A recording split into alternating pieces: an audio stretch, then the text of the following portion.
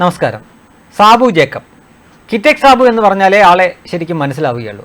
ഈ കിറ്റെക്സ് സാബുവിന് CPM-നോടും CPM-ൻ്റെ സർക്കാരിനോടുമുള്ള പകയും വൈരാഗ്യവും അല്ലെങ്കിൽ പിണക്കവും ഒക്കെ നമുക്ക് ഏവർക്കും അറിയാവുന്ന കാര്യമാണല്ലോ. മാസങ്ങളോളം ഇവർ തമ്മിൽ കടുത്ത ശത്രുതയിലായിരുന്നു. അങ്ങോട്ടും ഇങ്ങോട്ടും ആരോപണ പ്രത്യാരോപണങ്ങൾ എഴുതുകൊണ്ടിരുന്നു. ചാനലിൽ വന്ന് ചർച്ചയുണ്ടായിരുന്നു, ചർച്ചയിലുള്ള ഗ്വാഗ്വാവിളികളുണ്ടായിരുന്നു, പോരാട്ടമുണ്ടായിരുന്നു.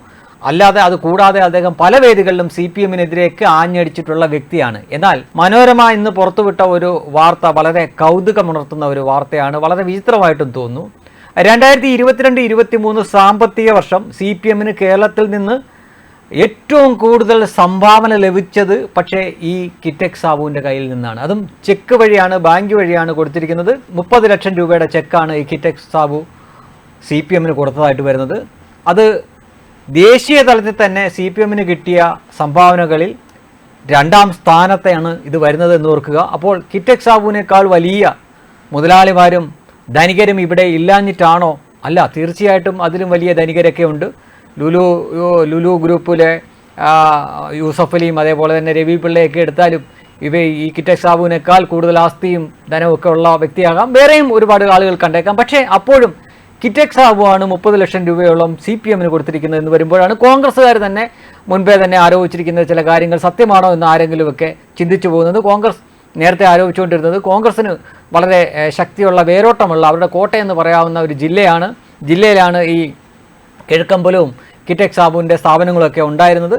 അപ്പോൾ ആ കുത്തക പൊളിക്കാൻ വേണ്ടിയിട്ട് ഇടതുപക്ഷമായിട്ട് ചേർന്നിട്ട് കിറ്റെക്സ് സാബു നടത്തുന്ന നാടകമാണ് നമ്മൾ കാണുന്നത് എന്നൊക്കെയാണ് നേരത്തെ അവർ പലപ്പോഴും ആരോപിച്ചുകൊണ്ടിരുന്നത്. അപ്പോൾ അതൊക്കെ സത്യമല്ലേ എന്നൊക്കെ അവരുടെ നേതാക്കൾ തന്നെ ഇപ്പോൾ ചോദിക്കുകയാണ്. പക്ഷേ അത് മുഴുവനായിട്ട് വിശ്വസിക്കാൻ പറ്റുമെന്ന് തോന്നുന്നില്ല. കാര്യം CPM-ന് വേണ്ടിയിട്ട് അല്ലെങ്കിൽ CPM-ൻ്റെ പണമോ അല്ലെങ്കിൽ പിണറായി വിജയൻ്റെ പണമോ എടുത്തിട്ട് ബിനാമി പോലെ നിന്ന് കളിക്കേണ്ടുന്ന ആളൊന്നുമല്ല ഈ തീർച്ചയായിട്ടും കിറ്റെക്സ് സാബു. അദ്ദേഹത്തിന് പാരമ്പര്യമായിട്ട് തന്നെ ധനമുള്ള ഒരു കുടുംബമാണ്. അദ്ദേഹത്തിൻ്റെ പിതാവാണേലും അദ്ദേഹമാണേലും ആവശ്യത്തിൽ കൂടുതൽ സമ്പാദിച്ചിട്ടുള്ള വ്യക്തിയാണ്. അപ്പോൾ മറ്റൊരാളുടെ പണം കൈകാര്യം ചെയ്തിട്ട് അല്ലെങ്കിൽ അതെടുത്തിട്ട് അയാളുടെ ബിനാമിയായിട്ട് നടക്കേണ്ട കാര്യം എന്തായാലും തൽക്കാലം കിറ്റെക്സ് സാബുവിനില്ല. പക്ഷേ ഇതാണ് മനസ്സിലാവാത്തത്. ഇവർ തമ്മിൽ ഇത്രയേറെ വൈരാഗ്യ ബുദ്ധിയോടെ പരസ്പരം പോരടിച്ചുകൊണ്ടിരുന്ന സമയത്ത് പോലും ഇത്രയും രൂപ കൊടുത്തിരിക്കുന്നത് ശ്രദ്ധേയമായിട്ടുള്ളൊരു കാര്യം. തൃക്കാക്കര തെരഞ്ഞെടുപ്പിനോടനുബന്ധിച്ചിട്ടാണ് ഈ പണം കൊടുത്തത് എന്നാണ്. നമ്മൾ ആദ്യം കേട്ടിരുന്നു അവിടെ 2020 മത്സരിക്കാൻ പോകുന്നു, അതിൻ്റെ കൂടെ ആം ആദ്മി പാർട്ടിയും കാണുമെന്നൊക്കെ പറഞ്ഞു. പിന്നെ അവരതിന് മത്സരിക്കുകയുണ്ടായില്ല.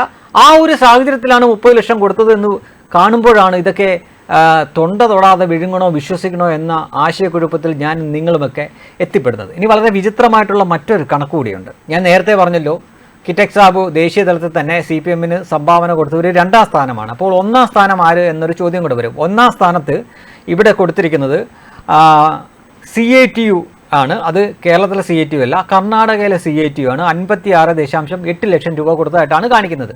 അവിടെയാണ് ഒട്ടും പൊരുത്തപ്പെടാതെ പോകുന്നത്. കാരണം കർണാടകയിൽ CATU ഉണ്ടായിരിക്കും, CPM-ഉം കാണും, SFI ഒക്കെ കാണും. പക്ഷെ നിങ്ങളൊന്ന് ചിന്തിച്ചു നോക്കുക, അവിടെ ഒരു MLA ഇല്ല, ഒരു MP ഇല്ല. ഏതെങ്കിലും പഞ്ചായത്തെങ്കിലും CPM ഭരിക്കുന്നുണ്ടോ എന്നറിയില്ല. അവിടുത്തെ ഏത് തെരഞ്ഞെടുപ്പ് നോക്കിയാലും, അതിന് നിയമസഭാ തെരഞ്ഞെടുപ്പ് നോക്കിയാലും, പഞ്ചായത്ത് തെരഞ്ഞെടുപ്പ് നോക്കിയാലും, ലോകസഭാ തെരഞ്ഞെടുപ്പ് നോക്കിയാലും അവിടെ വളരെ തുച്ഛമായിട്ടുള്ള വോട്ട് ശതമാനം മാത്രമാണ് CPM-നുള്ളത് കർണാടകയിൽ. ഇനിയിപ്പോൾ ഇവിടെ BJP എടുത്ത് നോക്കിയാൽ ഇവിടെ MLA ഇല്ല, MP ഇല്ല, ഏതാനും പഞ്ചായത്തുകൾ അവർ ഭരിക്കുന്നുണ്ട്.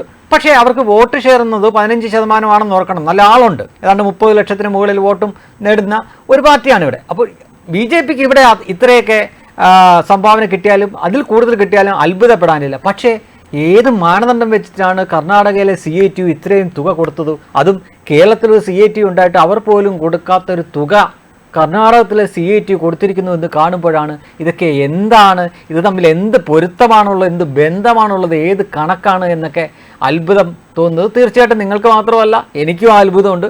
ഇവിടെ ബക്കറ്റ് പിരിവായിട്ട് വരുന്ന ആ തുകയൊന്നും ഇവിടെ കൊടുത്തിട്ടില്ല. അതായത് തെരഞ്ഞെടുപ്പ് കമ്മീഷന് ഇവർ സമർപ്പിക്കുന്ന, എല്ലാ രാഷ്ട്രീയ പാർട്ടികളും സമർപ്പിക്കുന്ന റിപ്പോർട്ടുണ്ട്. അതിന് പ്രകാരമാണ്, അതിന് ഫോം 24 എന്നാണ് പറയുന്നത്. ഈ ഫോം 24-ലാണ് സംഭാവന നൽകിയവരുടെ വിവരങ്ങളുള്ളത്. 20,000 രൂപയ്ക്ക് മുകളിൽ സംഭാവന നൽകുന്നവരുടെ വിവരങ്ങൾ ഈ തെരഞ്ഞെടുപ്പ് കമ്മീഷന് കൊടുക്കണമെന്നാണ്. അതിന് പ്രകാരം കൊടുത്തിരിക്കുമ്പോഴാണ് ഈ 56.8 ലക്ഷം രൂപ CATU കർണാടക വിഭാഗം കൊടുത്തിരിക്കുന്നു. അതേപോലെ തന്നെ രണ്ടാം സ്ഥാനത്ത് നിൽക്കുന്നത് 30 ലക്ഷം രൂപ കൊടുത്ത കിറ്റക്സ് ആണ് എന്ന് വരുമ്പോഴാണ് ഈ കണക്കൊന്നും സത്യമല്ല, ഇതെല്ലാം കള്ളമാണ്, ഇതിൻ്റെയൊക്കെ പിന്നിൽ ഒരുപാട് ഉഡായിപ്പുകളുണ്ട് എന്ന് ഏതൊരു മനുഷ്യനും ഏതൊരു അരിയാഹാരം കഴിക്കുന്ന ആളുകൾക്കും മനസ്സിലായി പോകുന്നത്. ഇതൊക്കെ ഒരു പ്രഹസനമായിട്ട്, അതൊരു പക്ഷേ ഈ പാർട്ടി മാത്രമായി ആയിരിക്കില്ല, സകല പാർട്ടി ഇങ്ങനെ തന്നെയായിരിക്കാം ചെയ്യുന്നത്. പക്ഷേ അപ്പോഴും പൊരുത്തപ്പെടുന്ന സാമാന്യ യുക്തിക്ക് നമുക്ക് ദഹിക്കേണ്ടതായിട്ടുള്ള ചില കാര്യങ്ങളുണ്ട്. ആ ദഹിക്കാതെ വരുന്ന അതുകൊണ്ടാണ് ഇവിടെ കർണാടകയിലുള്ള CITIനേക്കാളും എത്രയോ 10 മടങ്ങ് ശക്തമാണ് കേരളത്തിലെ CITU.